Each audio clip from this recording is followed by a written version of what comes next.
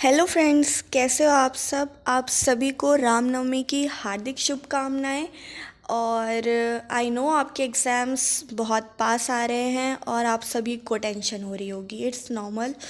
तो मुझे भी बहुत टेंशन हुआ करती थी, लेकिन आप लोग टेंशन मत लीजिए।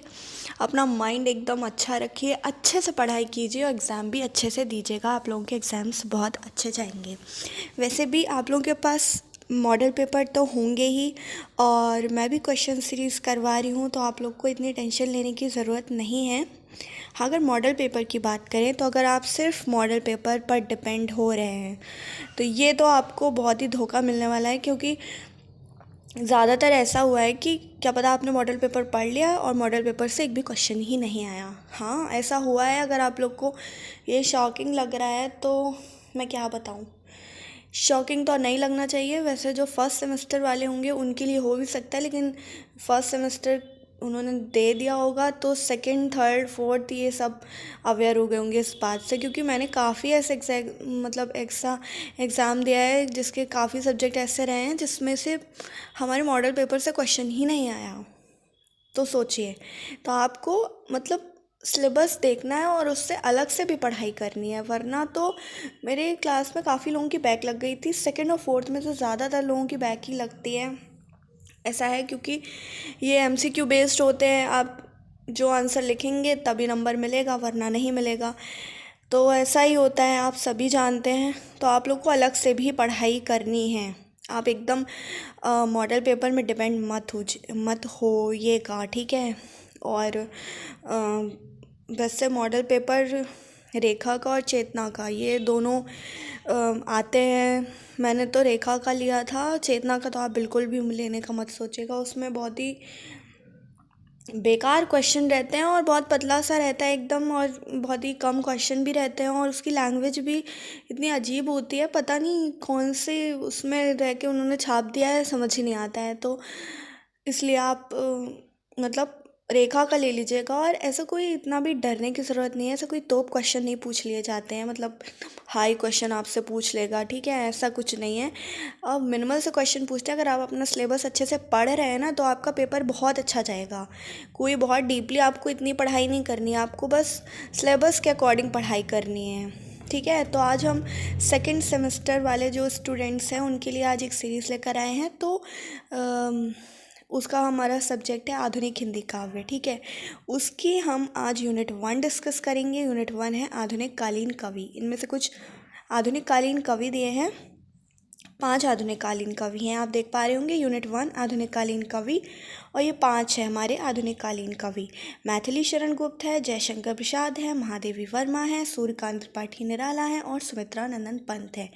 सबसे पहले तो हमें इन सभी के जन्म वर्ष याद रखना है, कहाँ जन्म हुआ ये भी याद रखना है। इनसे भी क्वेश्चन बन जाता है। मेरे में पूछ लिया था कि जो महादेवी वर्मा है इनकी मृत्यु कहाँ हुई थी।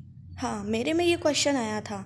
तो आपको मतलब ऐसा नहीं है कि इनके जैसे मैथिली शरण गुप्त का साकेत का नवम सर्ग दिया है हमारे सिलेबस में, ऐसा नहीं है आप सिर्फ साकेत का नवम सर्ग ही पढ़ रहे हैं, मैथिली शरण गुप्त को छोड़ दे रहे हैं, तो ऐसा नहीं है। मैथिली शरण गुप्त से भी आपके क्वेश्चन बनेंगे, तो आप इनका पहले परिचय तो लेकर चलेंगे ही, और साथ ही में वो जो उनका एक एक जो रचना है, या कहें उनका एक महाकाव्य जो इससे रिलेट करके आपके सिलेबस में दिया है, आप उसे भी पढ़ेंगे, ठीक है। तो चलिए हम स्टार्ट करते हैं। तो हमारा फर्स्ट क्वेश्चन है मैथिली शरण गुप्त का जन्म कब हुआ था। तो वही मैं कह रही हूँ, आपको सभी के जन्म ज़रूर याद रखने हैं, ठीक है। तो ए है 1886, बी है 1887, सी है 1888, या फिर डी 1889। तो बताइए हमारा क्या आंसर होगा। आपके कितने आंसर सही हुए मुझे कमेंट बॉक्स में ज़रूर बताइएगा, इससे मुझे पता चलेगा आप कैसी पढ़ाई कर रहे हैं। तो हमारा ए आंसर सही होगा। मैथिली शरण गुप्त का जन्म 1886 में हुआ था, ठीक है। और ये जो हमारे मैथिली शरण गुप्त हैं ये आधुनिक हिंदी के सबसे महत्वपूर्ण कवियों में से एक माने जाते हैं, ठीक है। सेकंड क्वेश्चन है हमारा, जयशंकर प्रसाद का जन्म कब हुआ था। ए 1886, बी 1887, सी 1888, या फिर डी 1889।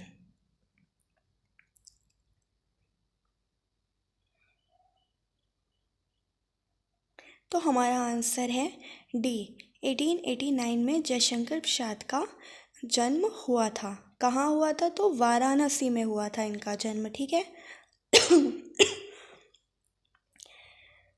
हमारा थर्ड क्वेश्चन है, सूर्यकांत त्रिपाठी निराला का जन्म कब हुआ था?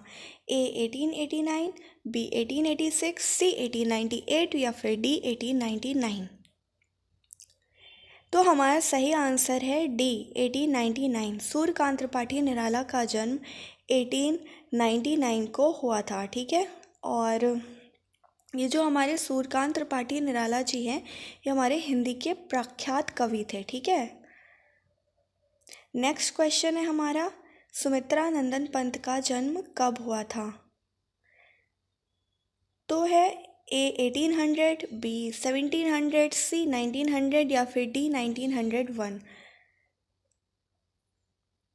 तो हमारा सही आंसर है सी 1900, यानी कि सुमित्रा नंदन पंत का जन्म 1900 में हुआ था।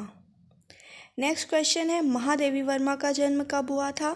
1906, 1907, 1908, 1909। तो बताइए हमारा क्या आंसर सही होगा। तो महादेवी वर्मा का जन्म हमारा आंसर बी सही होगा, यानी कि 1907 में हुआ था, ठीक है। महादेवी वर्मा का जन्म 1907 में हुआ था। कहाँ हुआ था? तो फर्रुखाबाद जिले में हुआ था, ठीक है। फर्रुखाबाद उत्तर प्रदेश में है, ठीक है। नेक्स्ट क्वेश्चन है हमारा कि साकेत किसकी रचना है?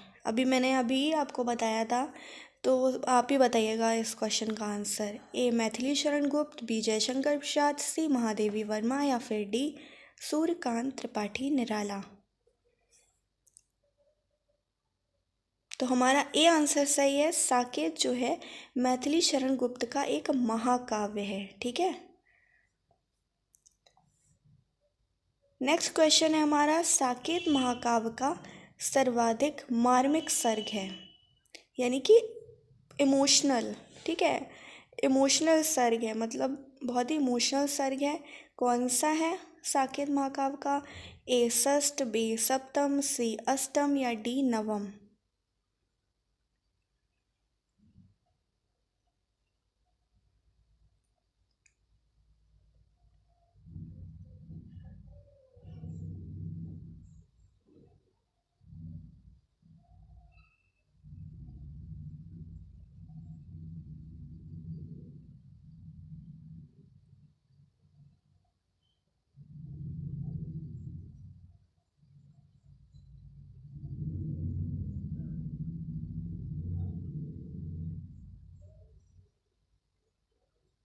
तो हमारा आंसर है नवम, ठीक है। तो नवम सर्ग है जो कि सर्वाधिक मार्मिक सर्ग है। कितने सर्ग हैं हमारे साकेत महाकाव्य में? तो 12 सर्ग है, ठीक है। नेक्स्ट क्वेश्चन है, साहित्य जगत में दादा नहीं दद्दा है, ठीक है, आप सही कर लीजिएगा। साहित्य जगत में दद्दा के नाम से किसे संबोधित किया जाता है? ए जयशंकर प्रसाद, बी मैथिली शरण गुप्त, सी दादू दयाल या फिर डी सूर्यकांत त्रिपाठी निराला। ये क्वेश्चन बहुत इंपॉर्टेंट है, बहुत अच्छे से पढ़ना, हो सकता है आपके एग्जाम्स में ही ये पूछ लिया जाए अभी। तो हमारा आंसर बी सही है। आप लोगों को दादू दयाल लग रहा होगा, लेकिन हमारा आंसर बी सही है। मैथिली शरण गुप्त को साहित्य जगत में दद्दा के नाम से संबोधित किया जाता है। मैथिली शरण गुप्त का वो कौन सा महाकाव्य है? तो साकेत महाकाव्य है। साकेत महाकाव्य में कितने सर्ग हैं? तो 12 सर्ग है। नेक्स्ट क्वेश्चन है हमारा, राष्ट्रपति की पदवी किसे मिली थी? राष्ट्र कवि है, ठीक है, ये गलत लिख गया है। राष्ट्र कवि की पदवी किसे मिली थी? हमारे ए ऑप्शन है निराला, यानी कि सूर्यकांत त्रिपाठी निराला जी को, जयशंकर प्रसाद जी को, अज्ञे जी को या फिर महादेवी वर्मा जी को।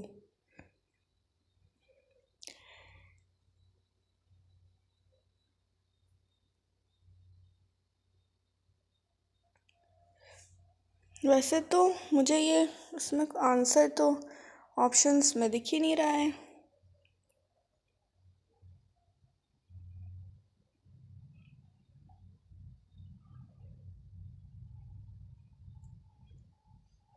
क्योंकि राष्ट्र कवि की उपाधि मैथिली शरण गुप्त जी को मिली थी।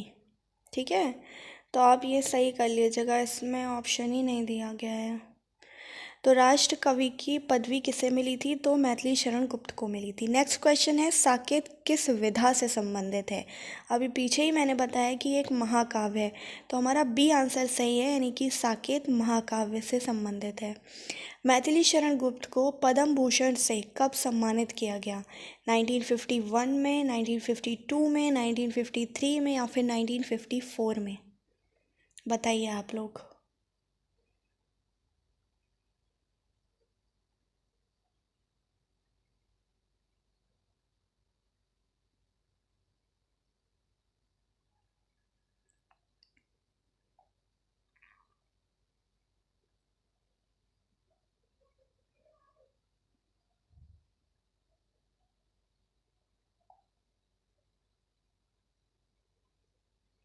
इस क्वेश्चन का आंसर आप लोग दीजिएगा, मैं इसका लास्ट में आंसर बताऊंगी आप लोगों को।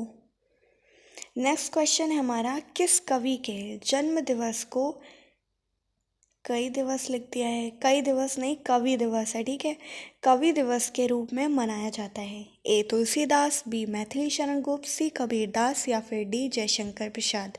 इसका आंसर आप लोग दीजिए।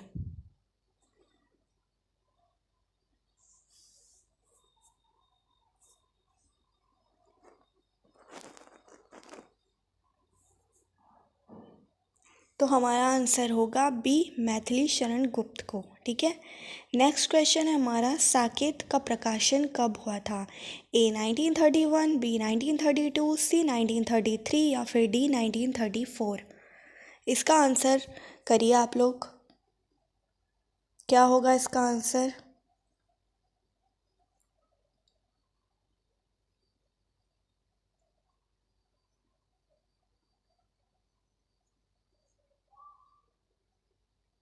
तो हमारा आंसर इसका सही होगा ए, यानी कि 1931।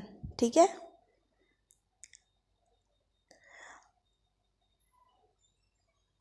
हम्म, तो ये जो हमने अभी क्वेश्चन पढ़ा था, मैथिली शरण गुप्त को पद्म भूषण से कब सम्मानित किया गया, तो इसका आंसर हमारा सी सही होगा, यानी कि 1953 में भारत सरकार द्वारा मैथिली शरण गुप्त जी को पद्म भूषण से सम्मानित किया गया था। ठीक है, आंसर टिक कर लीजिए 1953, यानी कि सी आंसर हमारा सही होगा।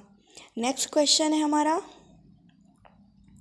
कि साकेत महाकाव्य में कितने सर्ग हैं? अभी पीछे ही मैंने बताया, इसमें 12 सर्ग है। ठीक है, नेक्स्ट क्वेश्चन है हमारा, साकेत के जो प्रारंभ के 5 सर्ग हैं, स्वर्ग नहीं सर्ग हैं, ठीक है, वो कौन सी पत्रिका में प्रकाशित हुए थे? ए हंस में, बी सरस्वती में, सी सुधा में या फिर डी चांद में? तो हमारा सही आंसर है बी सरस्वती में, यानी कि सरस्वती पत्रिका में जो साकेत के प्रारंभ के 5 सर्ग हैं वो इसमें प्रकाशित हुए थे, यानी कि सरस्वती में। साकेत महाकाव्य का सबसे बड़ा सर्ग कौन सा है? 6वां सर्ग, 7वां सर्ग, 8वां सर्ग या फिर 9वां सर्ग? तो हमारा आंसर है 9वां सर्ग, यानी कि जो साकेत का 9वां सर्ग है वो सबसे बड़ा सर्ग है। और इस सर्ग में क्या है, तो उर्मिला के विरह का वर्णन दिया गया है। उर्मिला कौन है? तो उर्मिला जो है वो हमारे लक्ष्मण जी की पत्नी का नाम है उर्मिला। ठीक है, तो हमारा डी आंसर सही होगा। नेक्स्ट क्वेश्चन है हमारा, साकेत को जीवनदायी काव्य किसने कहा? ए महावीर प्रसाद द्विवेदी, बी डॉक्टर नगेंद्र, सी मैथिली शरण गुप्त या फिर डी हरिवंश राय बच्चन? ये क्वेश्चन आपका बहुत इंपॉर्टेंट है, इसमें स्टार लगा लीजिए। इसका आंसर होगा बी डॉक्टर नगेंद्र ने साकेत को जीवनदायी काव्य कहा है। नेक्स्ट क्वेश्चन है हमारा, साकेत का काव्य कौन सा है और शैली कौन सी है? तो आप लिख लीजिए, जो साकेत का काव्य है ये प्रबंध काव्य है और शैली प्रबंधात्मक शैली है। ठीक है, नेक्स्ट क्वेश्चन है हमारा, साकेत काव्य की भाषा क्या है?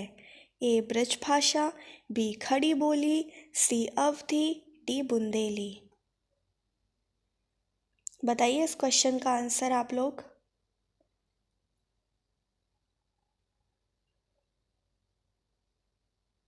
तो हमारा आंसर है कि खड़ी बोली, यानी कि ये जो हमारे महाकाव्य है इसकी भाषा खड़ी बोली, यानी कि आंसर हमारा ऑप्शन बी सही होगा, खड़ी बोली।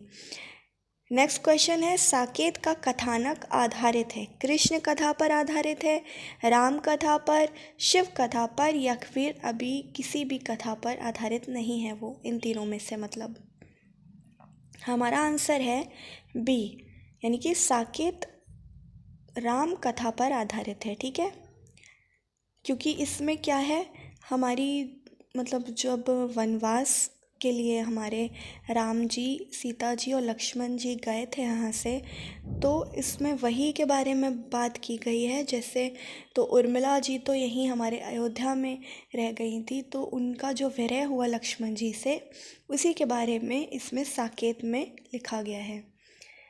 नेक्स्ट क्वेश्चन है हमारा, किस शहर का पुराना नाम साकेत था? दिल्ली, झांसी, अयोध्या या मथुरा वृंदावन? तो हमारा सही आंसर है सी, यानी कि अयोध्या का पुराना नाम पहले साकेत था। नेक्स्ट क्वेश्चन है हमारा, साकेत महाकाव्य ही नहीं, यह आधुनिक हिंदी का युग प्रवर्तक महाकाव्य है, ऐसा किसने कहा साकेत के लिए? डॉक्टर नगेंद्र ने, निराला ने, महावीर प्रसाद द्विवेदी ने, या फिर नंद दुलारे वाजपेयी ने?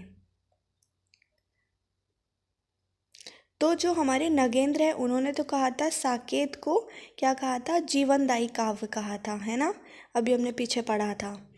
और आधुनिक हिंदी का युग प्रवर्तक महाकाव्य किसने कहा है? तो नंद दुलार वाजपेयी ने कहा है, यानी कि हमारा ऑप्शन डी सही होगा। नेक्स्ट क्वेश्चन है हमारा, किसे आधुनिक काल का तुलसी स्वीकार किया गया है, यानी कि आधुनिक काल का तुलसी किसे कहा गया है? तो हमारे मैथिली शरण गुप्त को कहा है। किस वजह से? क्योंकि तुलसीदास जी ने रामचरितमानस लिखी थी, और इसी मार्ग पर राम कथा पर आधारित साकेत किसने लिखी है? तो मैथिली शरण गुप्त ने लिखी है, इस बात को आप याद रखिएगा। नेक्स्ट क्वेश्चन है हमारा, साकेत महाकाव्य की नायिका कौन थी? तो अभी हमने पीछे पढ़ा था उर्मिला। ठीक है, उर्मिला को नायिका माना गया है, क्योंकि उर्मिला के जो विरह का वर्णन है उसको केंद्र में रखकर ये साकेत की रचना की गई है। तो कुछ हम चीज़ें पढ़ लेते हैं कि जैसे कि साकेत के नवम सर्ग में उर्मिला के विरह का वर्णन किया गया है, और उर्मिला की मानसिक उथल पुथल को व्यक्त किया गया है, यानी कि जब लक्ष्मण जी अपने भाभी भैया यानी कि श्री राम जी और माता सीता के साथ चले गए थे वनवास के लिए, तो उर्मिला जी की क्या दशा थी, उनके मानसिक कैसी उनकी उथल पुथल हो रही थी, इसके बारे में इस साकेत के नवम सर्ग में बताया गया है। यानी कि सीता प्रभु श्री राम के साथ साकेत से यानी कि अयोध्या से चित्रकूट आ गई थी, और वहीं आकर सानंद रहने लगती हैं, किंतु उर्मिला को भीषण वियोग सहना पड़ा, वो लक्ष्मण जी से दूर होती है। नवम सर्ग की सभी कथा उर्मिला के अश्रुओं से गीली है। उर्मिला अपने मन मंदिर में आराध्य स्वामी यानी कि लक्ष्मण जी की प्रतिष्ठा करके स्वयं आरती की ज्वाला बनकर जल रही थी। साकेत के नवम सर्ग में उर्मिला के विरह का वर्णन किया गया है। ठीक है, तो ये क्वेश्चन आपके हो गए हैं आधुनिक कालीन कवि के फर्स्ट चैप्टर से। अब नेक्स्ट हम जयशंकर प्रसाद के लेकर आएंगे, तो तब तक के लिए हम